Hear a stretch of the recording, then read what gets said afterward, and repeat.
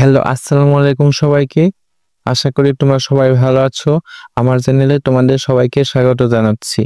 আজকে আমরা শুরু করতে যাচ্ছি কোষ ও এর গঠনের লেকচার 2। এই লেকচার 2 আমরা কি কি সম্পর্কে জানবো? লেকচার 2 আমরা জানবো হচ্ছে কোষ প্রাচীর সম্পর্কে, কোষ প্রাচীর, তারপর জানবো প্লাজমা লেমা, প্লাজমা মেমব্রেন এবং কোষ ঝিল্লি সম্পর্কে আমরা বিস্তারিত জানবো। তাহলে চলো শুরু করা যাক। তাহলে প্রথমে আমরা জানবো কোষ প্রাচীর সম্পর্কে।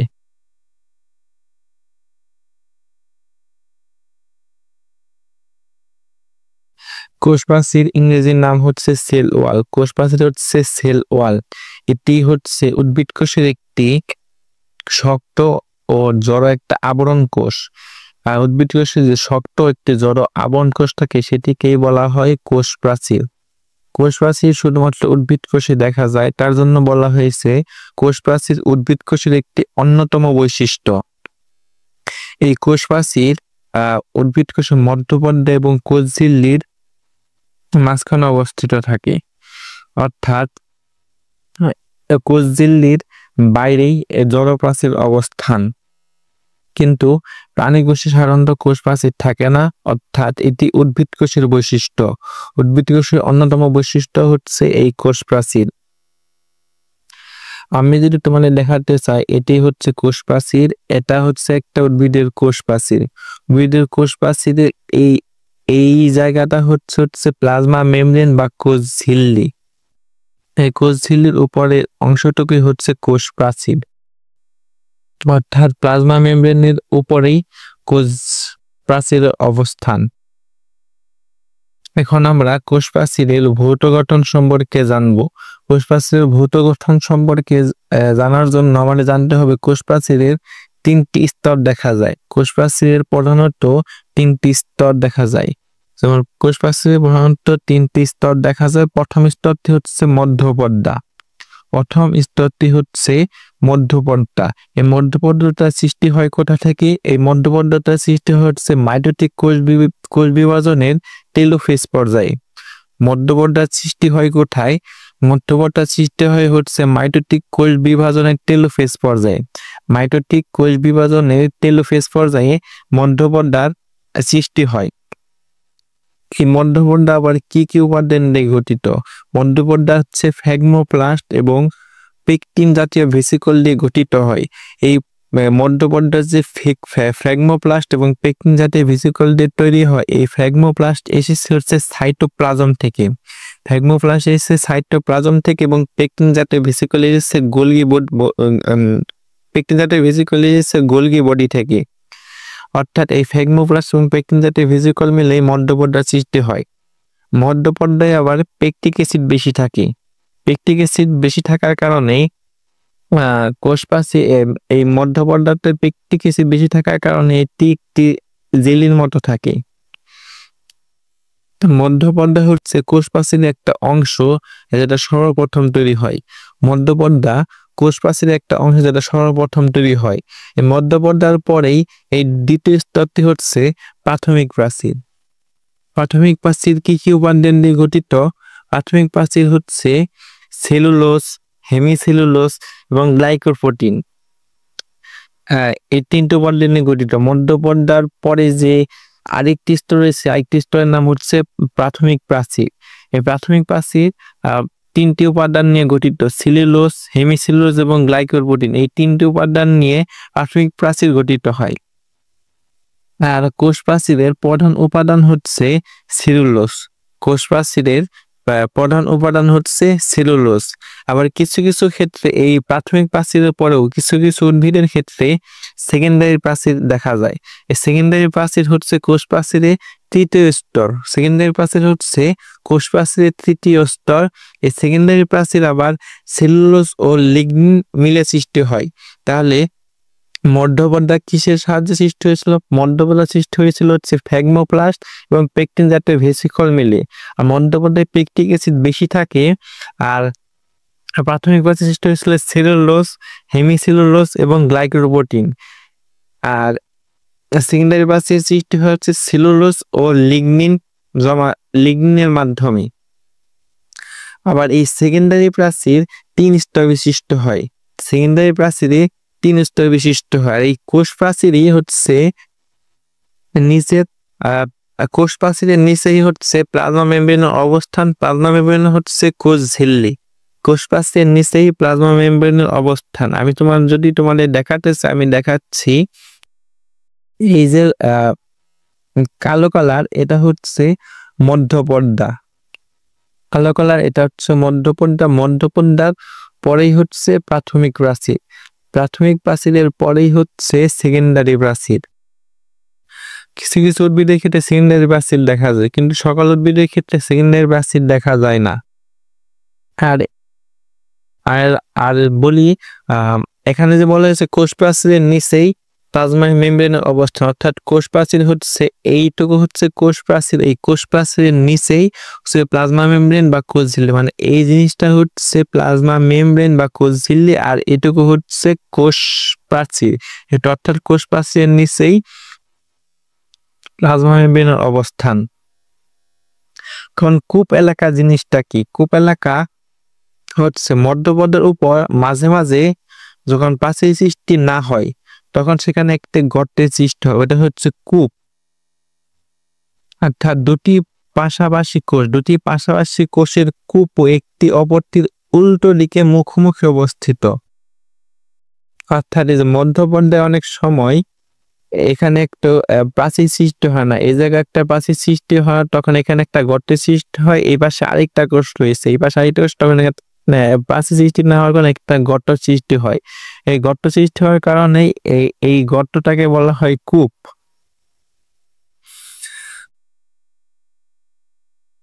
আমার দুটি পাশাপাশি কোষের কূপও, মানে কূপও একটি অপরটির উল্টো দিকে মুখোমুখি অবস্থিত। কূপ দুটির মাঝখানে কেবল হচ্ছে মধ্যপর্দা থাকে।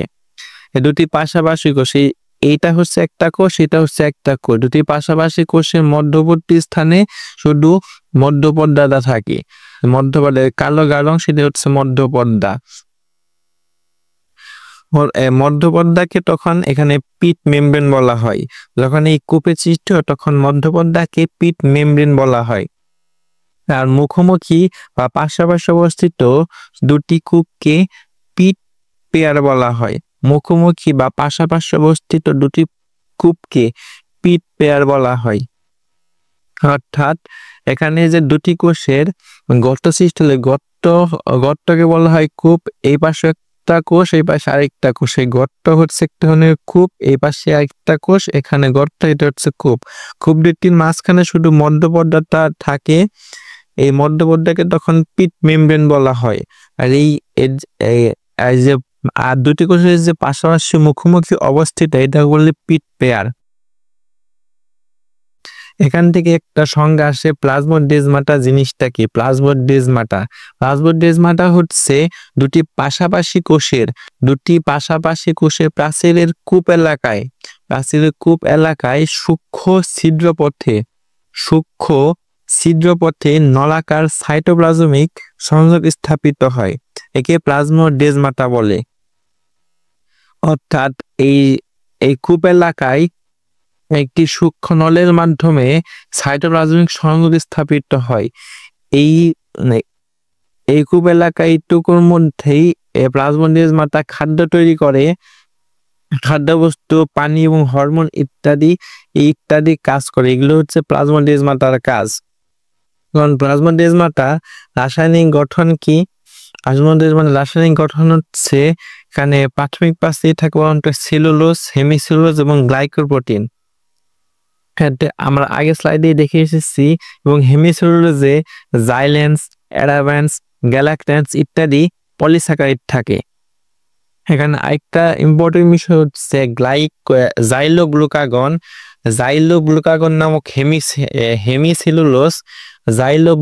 নামক হেমিসেলুলোজ প্রাচীর গঠনে ক্রসলিঙ্ক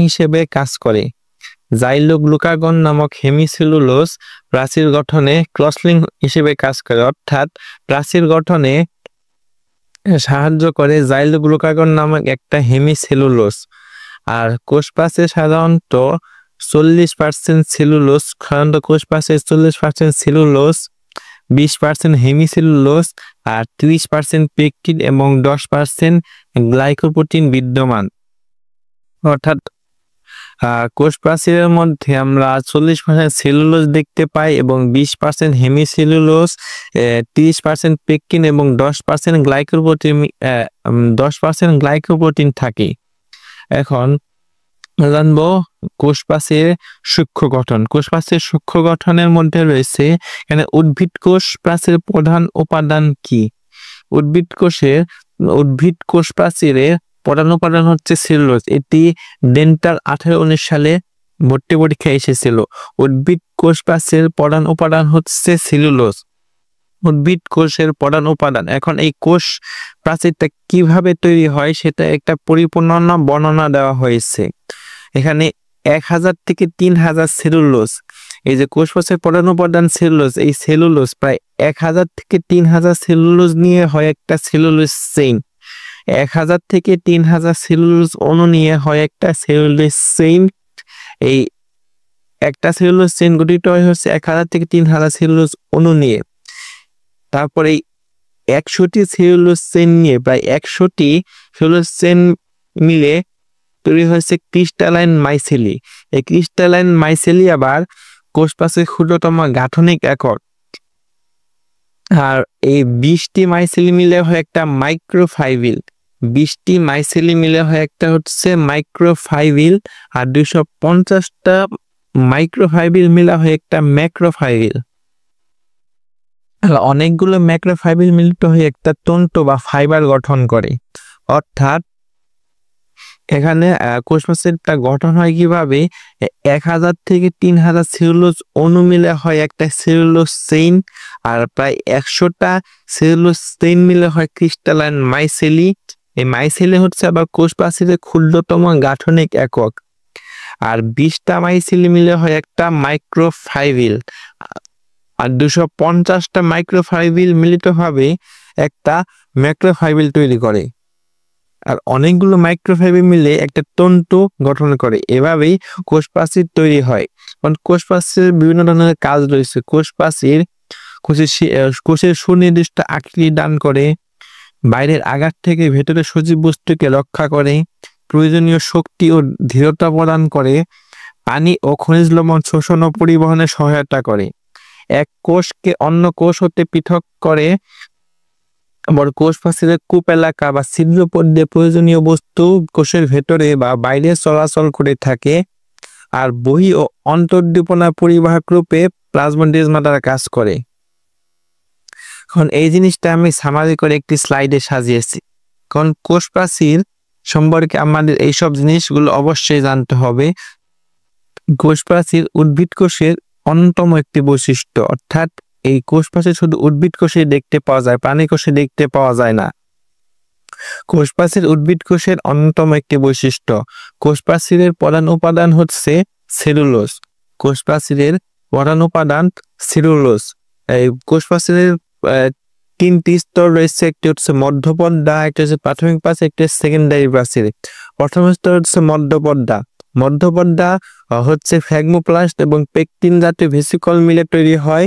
এখানে এই ফ্র্যাগমোপ্লাস্টটা এসেছে হচ্ছে সাইটোপ্লাজম থেকে এবং পেকটিন এসেছে গোলগি বডি থেকে। আর মধ্যপর্দায় পেকটিক অ্যাসিড বেশি থাকে। পেকটিক অ্যাসিড বেশি থাকে হচ্ছে মধ্যপর্দায়। আর প্রাথমিক প্রাচীর যে 3টি উপাদান নিয়ে গঠিত, তার একটি শর্টকাট রয়েছে। শর্টকাট এভাবে মনে রাখা যায়: সোহাগ, সোতে সেলুলোজ, হাতে হেমিসেলুলোজ, আর গটে হচ্ছে গ্লাইকোপ্রোটিন। অর্থাৎ প্রাথমিক প্রাচীর এই 3টি উপাদান নিয়ে গঠিত হয়: সেলুলোজ, হেমিসেলুলোজ, গ্লাইকোপ্রোটিন। আর সেকেন্ডারি প্রাচীর 2টি উপাদান সেলুলোজ ও লিগনিন, এই 2টি মিলে সেকেন্ডারি প্রাচীর সৃষ্টি হয়। সেকেন্ডারি প্রাচীর সেলুলোজ প্লাস লিগনিন এই 2টা উপাদান নিয়ে তৈরি হয়। সেকেন্ডারি প্রাচীর 3 স্তর বিশিষ্ট হয়। সেকেন্ডারি প্রাচীর 3 স্তর বিশিষ্ট হয়। আর প্রাচীর গঠনে ক্রসলিং হিসেবে কাজ করে হচ্ছে জাইলোগ্লুকাগন নামক হেমিসেলুলোজ। প্রাচীর গঠনে ক্রসলিং হিসেবে কাজ করে জাইলোগ্লুকাগন নামক এক ধরনের হেমিসেলুলোজ। কোষ প্রাচীরে প্রায় 40% সেলুলোজ, কোষ প্রাচীর 40% সেলুলোজ, 20% হেমিসেলুলোজ, 20% হেমিসেলুলোজ, 30% পেকটিন এবং 10% গ্লাইকোপ্রোটিন থাকে। আর ছত্রাকের কোষ প্রাচীরে কাইটিন নির্মিত শৈবালের কোষ প্রাচীর গ্লাইকোপ্রোটিন ও পলিস্যাকারাইড নির্মিত, আর ব্যাকটেরিয়ার কোষ প্রাচীর হচ্ছে লিপিড প্রোটিন নির্মিত, আর ডায়াটমের কোষ প্রাচীর হচ্ছে সিলিসিক অ্যাসিড নির্মিত। অর্থাৎ এখানে আমরা উদ্ভিদ কোষের কোষ প্রাচীর দেখতে পাচ্ছি। কোষ প্রাচীর এই মাঝখানের গাঢ় কালো অংশ এটা হচ্ছে মধ্যপর্দা, মধ্যপর্দার নিচে হচ্ছে প্রাথমিক প্রাচীর। প্রাথমিক প্রাচীর পরেই কিছু কিছু উদ্ভিদের ক্ষেত্রে সেকেন্ডারি প্রাচীর দেখা যায়, আর এটা হচ্ছে প্লাজমা মেমব্রেন, অর্থাৎ কোষ প্রাচীরের নিচেই প্লাজমা মেমব্রেনের অবস্থান।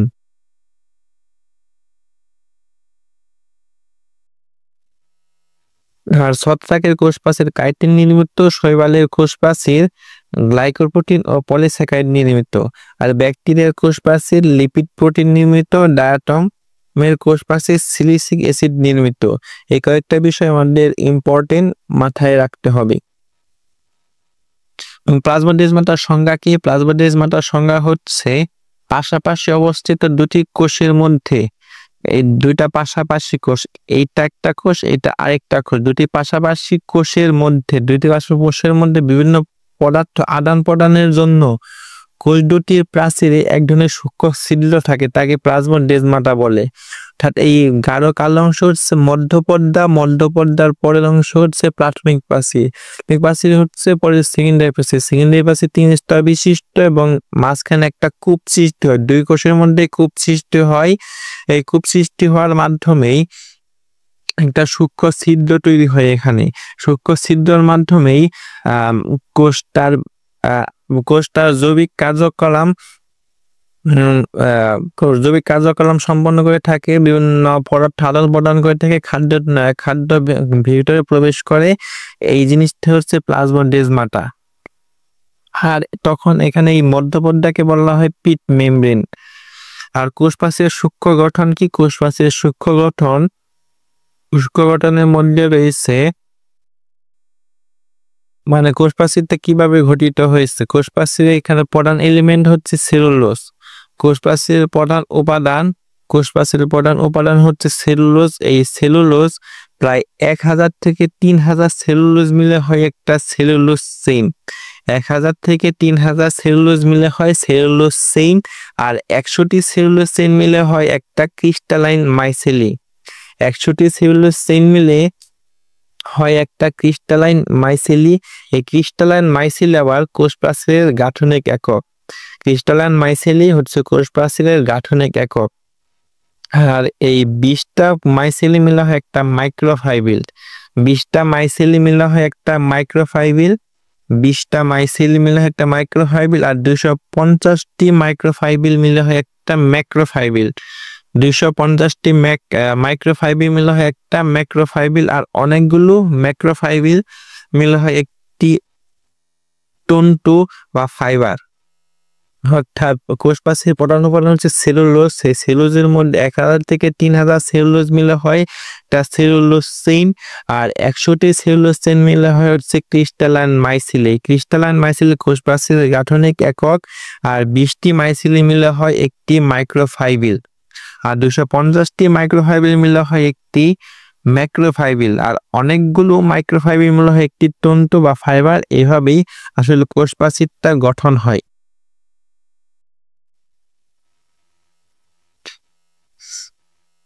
আজকের মতো এই পর্যন্তই থাক। আমরা আগামী ক্লাসে প্রোটোপ্লাজম সম্পর্কে আরো বিস্তারিত জানবো। মনে যদি আমার ক্লাসটি ভালো লেগে থাকে তাহলে চ্যানেলটি অবশ্যই সাবস্ক্রাইব করবে এবং এই চ্যানেলের সাথে থাকবে, এবং চ্যানেলটিকে লাইক, কমেন্ট এবং সাবস্ক্রাইব করো। আজকের মতো ধন্যবাদ।